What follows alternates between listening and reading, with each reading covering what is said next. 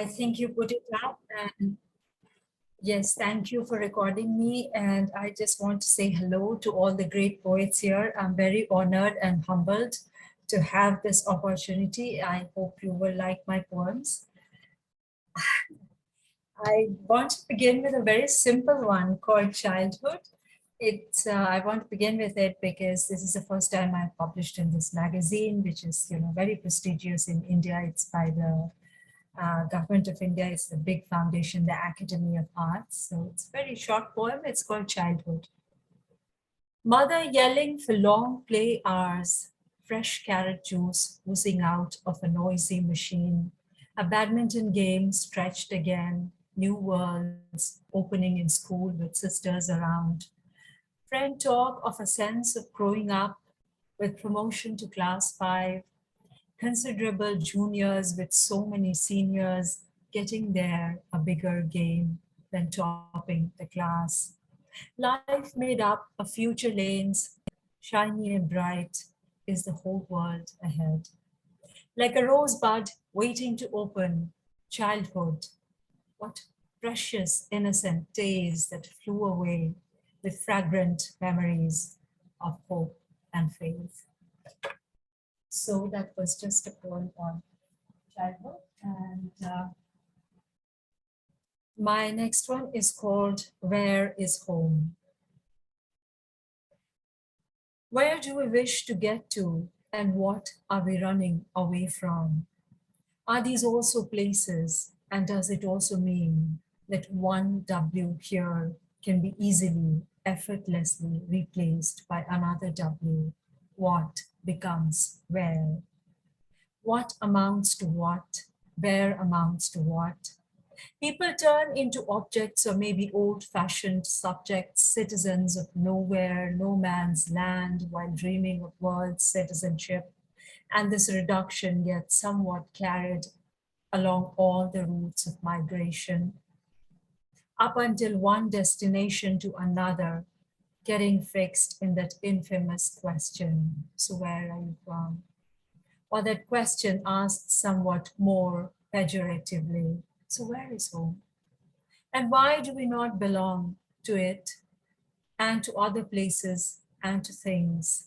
Well, originally from here and basically from there, calling this place my home now, but I left my roots behind, yet can't go back. It's impossible. Camping these days in my native place, but I feel like I'm living someone else's life. If that's a line from a popular song, at least not feeling like myself should express, convey my state of mind. In my state of birth, surrounded always with calls of fitting in. Time hands suspended, looking for balance with molds of thinking, frames of being, paradigms of existence. Is it a borrowed identity? From my own old self, feeling misfit like second skin dangling loosely, or is it a second life altogether? And is there a second chance somewhere around, and this is not it, not at all? To travel back in time, place-wise, deed-wise, but have we moved forward dramatically and have witnessed our rebirths in alien places, spaces, clamoring for our voices, perfecting our dictions in equality negotiations, one we could never have had back home. And now that we are here in our native surroundings, are we stagnating like rainwater? And should we drain ourselves in a cup of tea and sprinkle with lemon and garnish with mint to energize and reinvent? Do we need to leave again to blossom? Do we need to leave again to blossom? And why is this transit so long? Why weren't we settled in our earlier departures? What is the confrontation with dualities of lives, and what constructs the compulsory bifurcation in binaries of operation? Isn't there any place nice close by? Whom should we ask and how should we ask? Are we among the unfortunate, banished from the Garden of Eden, or among the chosen who will be called again? Is visiting a burden, wanting complications, simple desires of broad views a curse? Can we make it into a boon? And should we be waiting in a somewhat more visible locale to be not missed, to be picked up by forces unknown yet coveted? Why can't we simply belong? Or do we honestly belong to the pull of the beyond, and do we never really leave even after we have left? So the next poem is called Flying Home with Mother. Thank you. Flying Home with Mother. I saw the photo caption said and remembered I just wrote it and wondered if it needed editing, some adding, some betterment of words to convey the real thing, perhaps another word for home. Is there, can there ever be? For I wasn't going home. How could I? Home was far away, and one's native place doesn't automatically become home. Suddenly, after the long migration abroad and a near forced return, let's leave the long story and all theory and talk about home. Home, the sweet, home, the eternal, home, the haven, with books and spices neatly stacked to be easily found, for a home was to be ready for a walk in any time. You see, having lived on a road called Sweet Home for a long, long time, it's quite unimaginable that one won't be able to return home. Yeah, that's right. Just home, my home, not an immigrant home, not home abroad, but home where I belonged, experimented with food and cooking, drink and dancing, sipping strangeness, tasting newness, cherishing the old, reinventing the ancient, where one could walk for miles in the woods, but the library was just walking distance and contained all one could look for. Of course, bookshops have their own charm, uncontested and public sphere with endless choices, but excellent spots both for finding and losing oneself in books or in the woods. That's what felt like home, a built up abode in a foreign country one can never forget. The aroma, the feeling, the thrill of perfect belonging as arrivals, alien people with strange customs that even differed. Belongingness was always contested. Excuse me. Belongingness was always contested and didn't have to be agreed upon, but perhaps guarded. How do I get back to that home? How can one's home suddenly get out of reach? So I am planning on reading a few more homesick poems. Uh, this one's called October in America. Leaves shed, food made and stored for the approaching winter. The dear old apple tree is done with photosynthesis. It's the peak of summer, but still, I'm missing the apple. Uh, they must be that they're getting almost reddish now. Brown branches saying goodbye to the dry leaves flying away in the wind, gathering pace and chill. Peaches plucked, sweetness lingered in the air. Soon the ground will be white. Icicles dancing from the trees, temperatures could tear your skin like polar bear and the puma, but wait, not yet. Behold, the fall is still here. The old man oak is golden like nothing else can ever be, shining in the sunset where the red of maple and birch and poplar and so many more stand basking in a glory eternal. Dear motherland of adopted paperwork, why did you banish me like a stepchild unwanted? I remember and celebrate the beauty of the fall colors. Nowhere has autumn such splendor.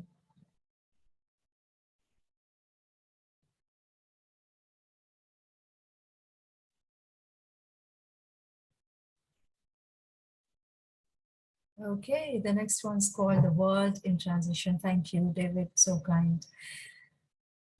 In so many ways, this world as we know it, spinning in the perfect circle of a globe on our fingertips, hanging obediently behind our smiling faces, on our walls at home and at work, this dear old world of ours, so neatly, or perhaps clumsily and artificially, divided in political borders of nations and time zones, chasing light, charted geographically in regions bifurcated by the tropics of Cancer and Capricorn, sliced as if by the imaginary thinness of the equator, grouped in regions of the poor and of the rich. This motherly and beloved world of ours is actually so much in transition, from old value systems to new ones, from its own old self and face to a new one, just as our lives, our modes of thinking and analyzing, our beings and personas, changing and evolving in between our journeys, between universities and offices, between the worlds of first, second, and third ranking, this world yet to be discovered, this world with always unknown corners and city squares full of surprises, this world made up of our families and strangers, of befriending desires and bohemian vacations is just so caught up in transition, and not just where the Arctic ice is melting away dramatically,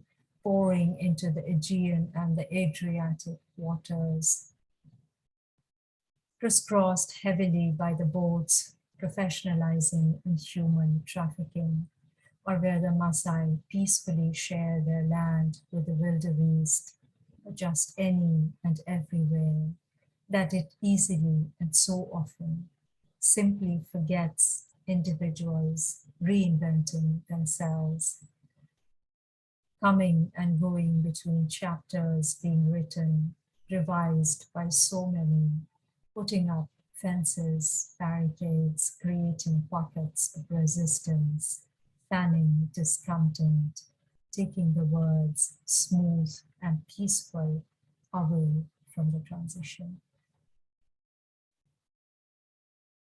Thank you. I think I want to read a couple more about these things, and then maybe a couple more travel poems. I hope that is okay.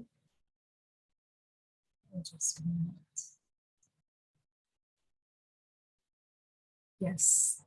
Um, so this one's called Reinventing Ourselves for Magical Recovery. Pronounced an illegal immigrant out of the blue in my own front porch, where I had planted the grass green a few months back and had installed the security alarm, now buzzing ironically. I, rendered stateless, disqualified homeowner by an academic politics, which having lured me to bed by the charms of one professor, who then needed me to go elsewhere for studies, doctoral, had cancelled my study permit after having me drop my nearly achieved green card on the wrongful complaint of a professor who had been following me, and yes, it was my husband who had asked, would I like to go home for good? When I didn't greet the stalking professor on the nth encounter in a theater for 4 seasons preceding, straight to the university which had fenced my entry on campus with manufactured charges of criminal trespass, and I still hadn't imagined they would call immigration to take a student, freshly divorced, with pending thesis, and still wonder what made them so angry. Or what exactly was their anger about? What behind that vendetta that sent me to prison? Still an enigma, nothing proved, took a lot of energy to crawl out of the dirt hole dug up for me. New university, lots of books, hard work, poetry, free speech, new friends, camaraderie, faith, love, love of nature. For nature can be a true friend, a guide forever teaching to renew, reinvent, recharge and strengthen, and of course, solid parental support, a pillar of strength. Okay, one more on this theme. It's called adaptation. In that early modern history book about the French nobility surviving the trials of time, the American historian, teacher, and friend argued repeatedly, emphatically, categorically, the nobility survived it all. The changes, as they say, which takes a toll always in their path, kill and maim, targeting specifically and randomly, survived it all. Well, those that did so through adaptation. Adapted through the revolution, the reign of terror, Napoleonic Republic, and must have done so in the Anshan regime. Withstanding overthrows, installations, regime change is never easy. Demanding procedure, it tests, evaluates through the frustrating long centuries of almost no stability. Yet they persevered, prevailed, adapting, borrowing some, the ways of others, inventing indigenous methods, sharpening their instincts, honing skills. So he said, resisted annihilation, braved the onslaught of an artificial modernity, which in 3 centuries could not win the bread war, faced the arrival of technology made compulsory almost immediately, like the defining necessity of life, and I think must have encountered hacking or the menace of it. Well, I am no nobility, and certainly not French, but does nationality mean the world? I think no. Though I'm just a middle class writer, my gender shapes the battles around. Never thought the personal would be so invaded. Identity would be such a contested ground. Have no extravagant vagabond life with outlandish habits. Never thought would be dealing with the pain of deportation, an encounter with immigration. How does one adapt to the daily craving of going back home to an adopted motherland one is fighting to call one's own? Try hard as I might, I read and write, the pang remains, I work and mend, wrap things around, can't give up this land. So much to do with my own timid hands, I plan and realize some things won't ever be the same again. Adaptation might be an option, but acceptance the first step of things as they are. Now the catchword, now the catchword. Today, the D-Day, how bizarre as we live for the future. Design every step ahead. Patience is the key word in getting back to the life that I had. I think I will read a lot of poems. David, how am I doing on time? How many minutes do I have? It's only been 18 minutes. Feel free to read what you wanted to. 2 to 3 more minutes? Okay, great. Thanks. It's up to you. You could go even No, longer. 18 long minutes. And sorry, I've been boring you all with this great immigrant, you know? I love it. I love your stuff. Thank you, very kind.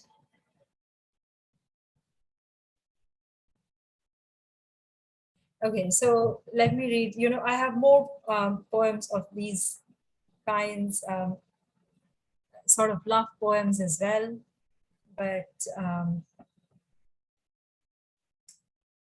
let me read a travel poem.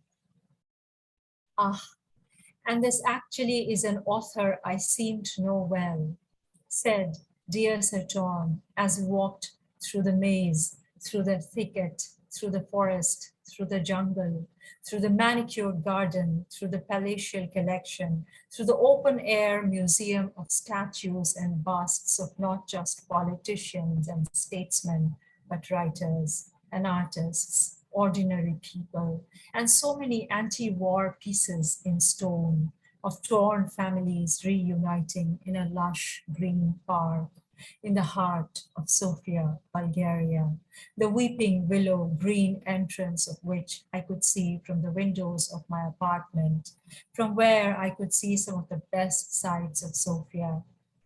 People running, walking, jogging, cycling, skating, driving, riding, busing, and playing, simple, gossiping. But to meet and greet the statues, one had to get in the park, and it was huge, stretching all the way to the house where I did my residency, the house of literature, languages, translation, everything that this world needs. And the walk up to it was through thick wood like grains, through a maze of statues where the names stopped, simple anti-war family portraits, but the name, dear Sir Tom had been talking about, was of the author of Tobacco, Ellen Pellin. How rhythmic, pen name, of course, of Dimitar Ivanov Stoyanov, Bulgaria's most famous narrator of country life, whom I met at his desk in many, many galleries too. But the joy of meeting these authors in sunshine, on a stroll, in fresh air, amidst the trees. And I think I should just mention and maybe do another poem about how every name is written just in the Cyrillic script, so you can't read anything. It's just like even in my country, everything is written in a different alphabet, not Roman, so nothing can be read. Um, should we stop here, David? How about an encore, please? Yes, please. Sorry? And then it's Rorschach, Suzanne, Leonard, Avacha, James, and myself. I'd love to Great. hear.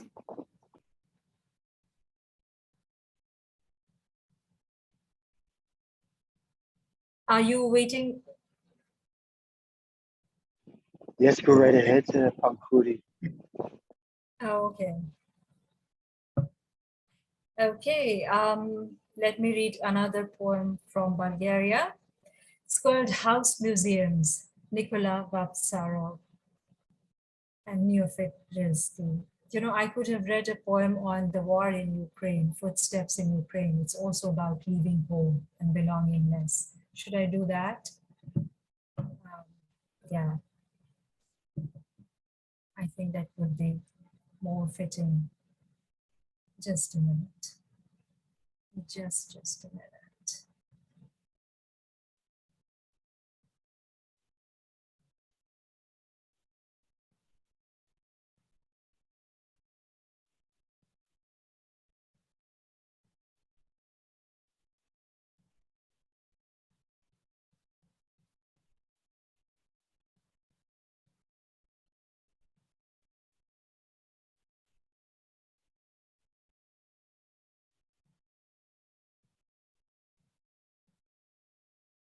Yeah, it's called Footsteps in Ukraine. Apologies for taking so long.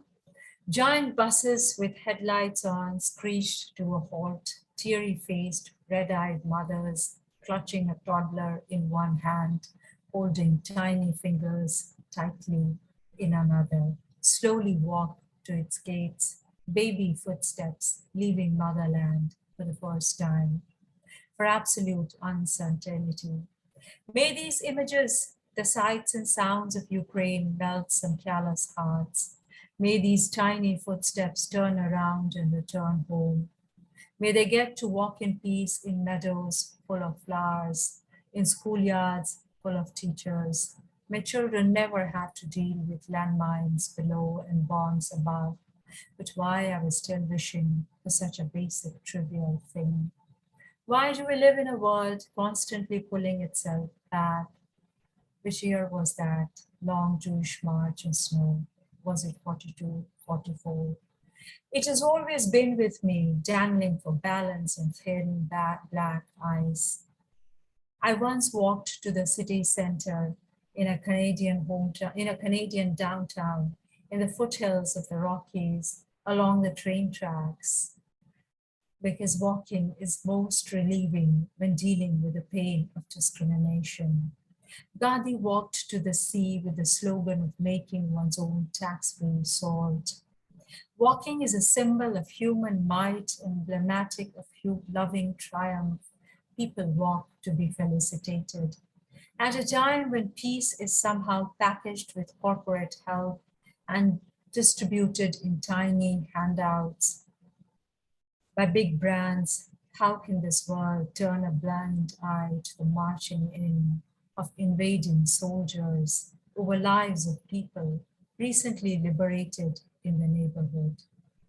It's not the military drill or the boot clanks of a heavily armed invader, but the footsteps of the brave soldiers defending their land, tiptoeing between buildings and corners of streets, building bunkers in ditches, crawling over distances upon the rubble of life, ruins of faith. It's a mark of those soldierly footsteps over unnecessarily splattered blood that's going to haunt humanity for a long, long time. Thank you. Thank you so much. Thank you.